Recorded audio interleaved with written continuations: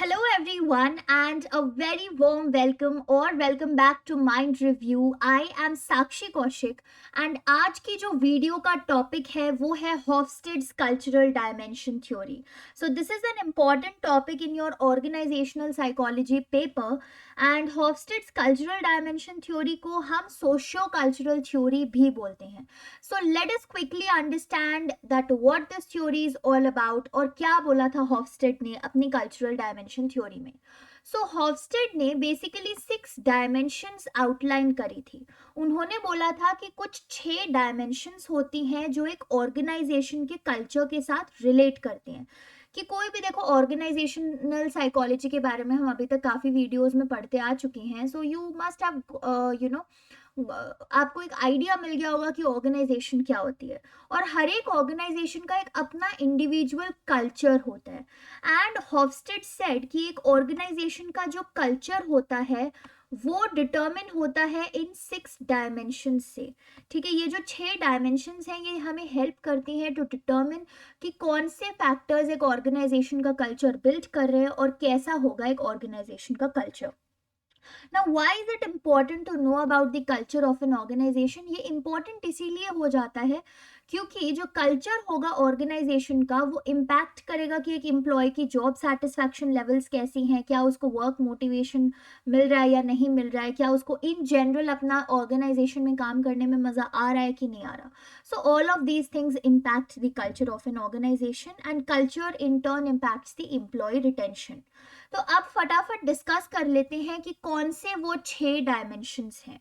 So the first dimension जो Hofstede ने अपनी सोशियो कल्चरल या फिर कल्चरल डायमेंशन थ्योरी में हाईलाइट किया था, that is PDI, which is power distance index. तो पावर और डिस्टेंस दोनों टर्म्स हैं यहाँ पे. Distance is basically in terms of autonomy, in terms of freedom. तो पावर डिस्टेंस इंडेक्स की जो डायमेंशन है वो एक क्वेश्चन पूछती है कि how much freedom is there in the organization to take own decisions. तो जो ऑर्गेनाइजेशन में एम्प्लॉयज काम कर रहे हैं उनके पास कितनी फ्रीडम है, कितनी ऑटोनॉमी है अपने खुद के डिसीजंस लेने की. ठीक है, और अगर वो लोग अपने डिसीजंस लेते हैं तो क्या जो सीनियर लेवल मैनेजमेंट है वो उनके डिसीजंस को अप्रिशिएट करती है या फिर जस्ट इग्नोर कर देती है. सो ये दो चीज़ें इंपॉर्टेंट हैं ये जानने के लिए कि पावर डिस्टेंस कितना है. क्या आपको छोटी छोटी चीज़ों के लिए डिसाइड करने के लिए मैनेजमेंट की अप्रूवल लेने की ज़रूरत है या फिर आपको फ्रीडम है अपने प्रोजेक्ट पे अपने हिसाब से डिसीजंस लेने की. So greater the power distance what will be the work culture like. अगर ये क्वेश्चन मैं आप लोगों से पूछ रही हूँ तो ज़रा इस पे सोचिए. अगर जो पावर डिस्टेंस है वो ज़्यादा होगा, दैट मीन्स फ्रीडम जो है डिसीजन लेने की अपने आप से वो कम होगी एम्प्लॉयज़ के पास, तो उस ऑर्गेनाइजेशन का वर्क कल्चर कैसा होगा. The work culture will be very toxic, है ना, क्योंकि वहां पे कोई फ्रीडम ही नहीं मिल रही एम्प्लॉयज को अपने डिसीजंस लेने की, तो वर्क कल्चर अल्टीमेटली टॉक्सिक होता जाएगा. तो ये फर्स्ट डायमेंशन है. Second dimension of Hofstede's cultural dimension theory is individualism versus collectivism. I know you are smart people, नाम से पता लग ही गया होगा. तो इंडिविजुअलिज्म वर्सेस कलेक्टिविज्म एक ही सवाल पूछती है ये डायमेंशन कि ये जो ऑर्गेनाइजेशन है क्या ये टीम वर्क पे रिलाई करती है या फिर ये बिलीव करते हैं कि इंडिविजुअल्स मतलब जो एम्प्लॉयज है उनको इंडिविजुअली काम देना चाहिए. क्या अलग अलग ऑर्गेनाइजेशंस होती है ना. अब कुछ ऑर्गेनाइजेशंस हैं जो कोई कोई प्रोजेक्ट के लिए टीम असाइन करते हैं और टीम वर्क में बिलीव करते हैं, वेर एज कुछ ऑर्गेनाइजेशंस होती है जो टीम वर्क में इतना बिलीव नहीं करती, वो सोचती है कि हर एक एम्प्लॉय को उनका इंडिविजुअल सेपरेट काम देना चाहिए. So what is exactly it, तो वो चीज़ डिटरमाइन करेगी ऑर्गेनाइजेशन का कल्चर. और एज एन एम्प्लॉय जब आप किसी ऑर्गेनाइजेशन में बाय एनी चांस जॉब के लिए अप्लाई करते हैं तो आपको पता होना चाहिए कि उस ऑर्गेनाइजेशन का कैसा कल्चर है. Are you aligning with that culture. तो फॉर एग्जाम्पल कोई ऑर्गेनाइजेशन जो है कलेक्टिविस्टिक है और टीम वर्क में बहुत ही ज़्यादा बिलीव करती है, but you as an individual is somebody who doesn't like to work in teams, जिसको अकेले काम करने में मज़ा आता है, तो चांसेस हैं कि आप उस ऑर्गेनाइजेशन में ज़्यादा इंजॉय नहीं करोगे बिकॉज जो उस ऑर्गेनाइजेशन का कल्चर है वो आपके साथ अलाइंड नहीं है. ठीक है, फिर आती है हमारी third dimension of the socio cultural theory जो कि है यूएआई, अनसर्टेनिटी अवॉइडेंस इंडेक्स.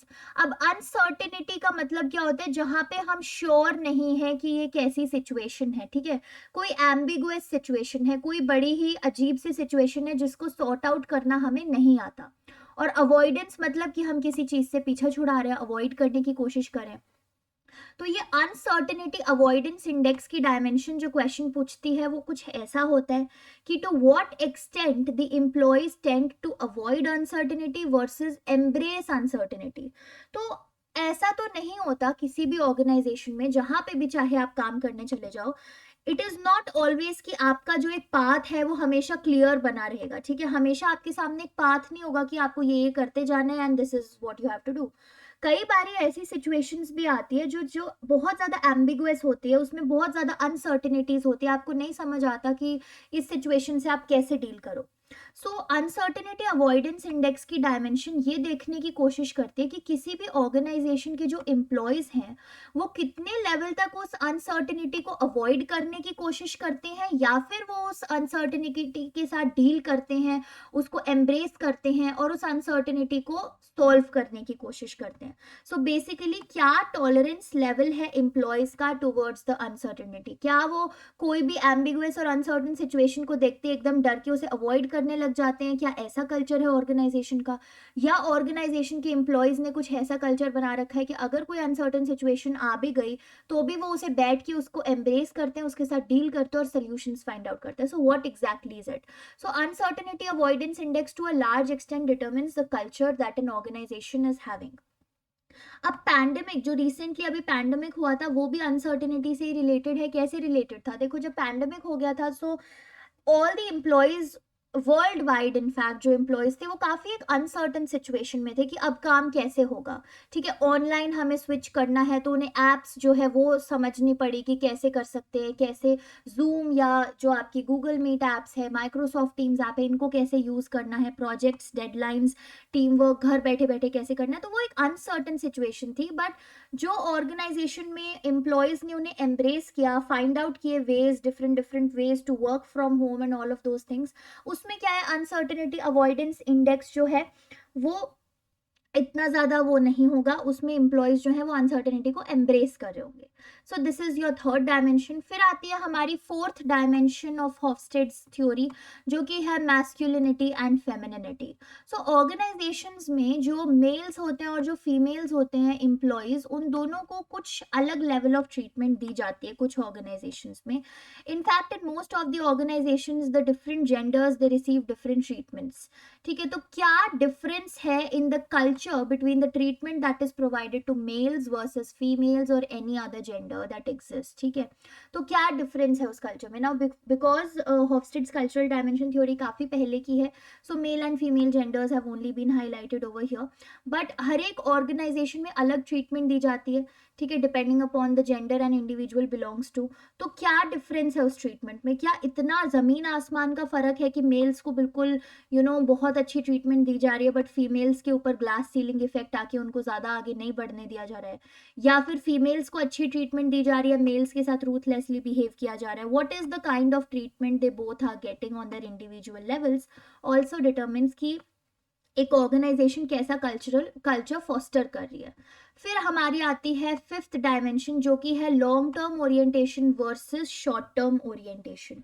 तो क्या एक पर्टिकुलर ऑर्गेनाइजेशन जो है वो विजनरी है, क्या उसके पास लॉन्ग टर्म गोल्स हैं कि नहीं है? तो हर एक ऑर्गेनाइजेशन जो है वो अपने गोल्स रखते हैं ना, कि भाई एक साल में हमें कुछ इतना टारगेट अचीव करना है, या we want to become the best edtech company of this particular area. तो सबके पास कोई ना कोई विजन होता है अपना काम करते वक्त। सो क्या एक ऑर्गेनाइजेशन लॉन्ग टर्म ओरिएंटेशन रख के एक विजनरी ओरिएंटेशन रख रही है? ठीक है, या फिर एक ऑर्गेनाइजेशन के पास सिर्फ कुछ शॉर्ट टर्म गोल्स हैं जो भी बहुत स्कैटर्ड है, क्लियरली डिफाइंड नहीं है? तो कैसे टाइप का ओरिएंटेशन एक ऑर्गेनाइजेशन रखती है? सो अगर हमारी ऑर्गेनाइजेशन का लॉन्ग टर्म ओरिएंटेशन है, विजनरी ओरिएंटेशन है, तो चांसेस है कि जो है फ्लरिश करेगी वो ऑर्गेनाइजेशन, और इसीलिए उसका कल्चर भी अच्छा बना रहेगा। लेकिन अगर बहुत ही शॉर्ट टर्म गोल्स है जो कि बिल्कुल स्पेसिफिक नहीं है, ऐसे बस बिखरे हुए गोल्स हैं कि कुछ कुछ ये चीजें करनी है, स्कैटर्ड है, सो द ऑर्गेनाइजेशन में not flourish that well and the culture में नॉट गो दैट वेल। ठीक है, and the last and the sixth factor of Hofstede's cultural dimension theory is your indulgence versus restraint. So indulgence का मतलब क्या होता है कि कितने extent तक जो senior level management है वो नोजी है अपने सबॉर्डिनेट्स के काम करने के स्टाइल्स में। और रिस्ट्रेंट मतलब कि कितना अमाउंट ऑफ रिस्ट्रेंट वो प्रैक्टिस कर रहे हैं, कितनी फ्रीडम दे रहे हैं अपने एम्प्लॉयज़ को।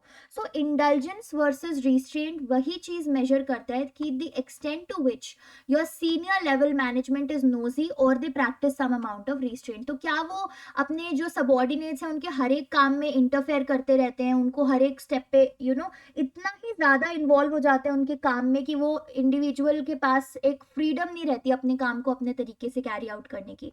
तो वो हो गया high level of intelligence. Versus अगर सीनियर लेवल मैनेजमेंट थोड़ा रिस्ट्रेंट परफॉर्म कर रही है कि भाई मैंने उसको काम असाइन कर दिया है, अब let that person do the work as they wish to do, और लास्ट में ये एक डेट है जिस दिन आपको आके मुझे रिपोर्ट करना है और बताना है कि आपने क्या वर्क आउटकम्स निकाले उस प्रोजेक्ट के, और उस प्रोजेक्ट की जो डेडलाइंस वगैरह मैंने आपको दी थी क्या आप उसे मीट कर पाए या नहीं कर पाए। तो दैट इज रिस्ट्रेंट। और नेचुरल है कि अगर एक ऑर्गेनाइजेशन में बहुत ही ज़्यादा इंडल्जेंस वाला कल्चर होगा जिसमें सीनियर लेवल मैनेजमेंट हर बारी आके आपसे हर एक स्टेप ऑफ काम पूछ रही है, आपके हर एक स्टेप ऑफ काम में इंटरफेयर कर रही है, सो कल्चर आपके लिए बहुत टॉक्सिक बन जाएगा। So these are your 6 dimensions जो हॉफस्टेड ने हाईलाइट करी थी, ठीक है। Power distance index, individualism versus collectivism, uncertainty avoidance index, masculinity versus femininity, long term versus short term orientation, and intelligence versus restraint.